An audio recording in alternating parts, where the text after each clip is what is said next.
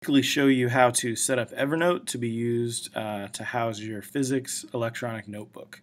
So when you first sign up for Evernote, you can do it through a browser and go to their website, or you can go to the Mac Store or the App Store and download the app. I'm going to do this on the app. I think it's a little easier. Keep in mind they also have apps for your phone, which will allow you to scan your documents very easily. So the first thing you want to do when you log in, you'll probably see a note here that says New Note or something like that. You're going to want to create a notebook. So over here, you're going to click on the Notebook tab. You'll have a first notebook. Let's go ahead and rename that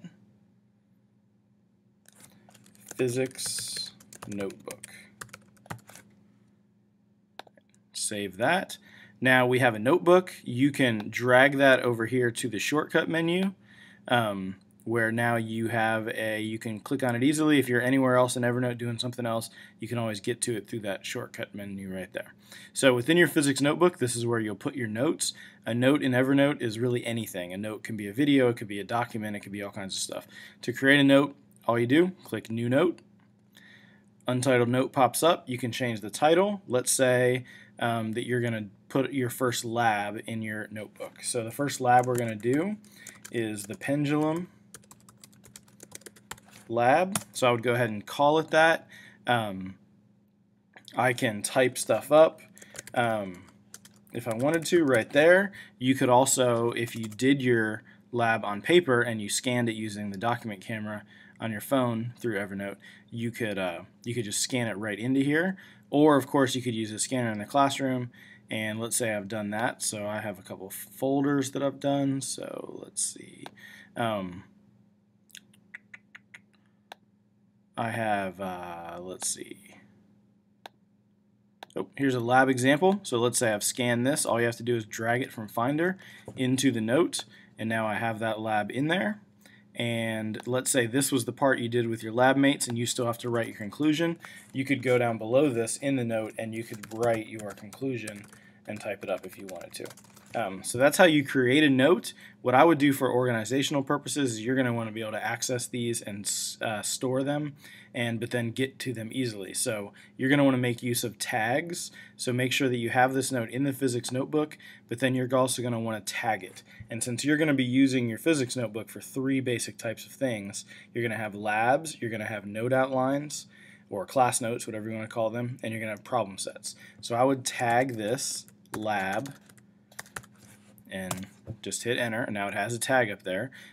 Next time you start tagging something, you type L, lab will probably show up. It makes it really easy, but now it's there. You can search for notes by labs or by tag. So if I ever want to see all of your labs, or you ever want to show them to somebody, or all your problem sets, etc., you can access them up there. So now you can do the same thing. Let's say you also have a problem set. Just go to New Note in the physics notebook, go to New Note. Let's say this is your dynamics problem set. You want to call it that. Go to wherever the document is. Again, if you do this on your phone, it's a little easier, a little different. All you do, scan it, drag it in there, and there you go. You have your dynamics problem set in Evernote. You can get rid of the paper, lose it, whatever. It's gone forever. You don't have to worry about it. And again, I would go up here under tags and tag this problem set. And then you can sort them by what they are. You do the same thing for notes. Here's a new note. Let's say my class notes. Here's my note outline. Just drag it in there. And I can call this forces notes and then tag it note outlines, or whatever you want to tag it. It's up to you.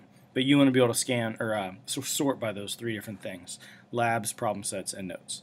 So that's how you create and set up your physics notebook. It's real easy. You could do this for all your classes. You could do it for all kinds of stuff. One of the advantages to this is to share it. You can go up here to this arrow and you can click share the note. You can generate a URL that you can email to somebody. They don't have to have Evernote. They click on it, they'll be able to see the note.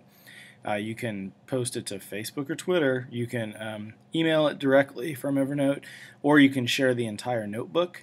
And I would like you to share your physics notebook with me so that I can see it.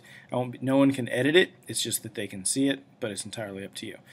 So that's how you do it. That's how you set up your Evernote notebook. It's a very useful tool. It's free, and it's pretty good for any student or business person that has to make money.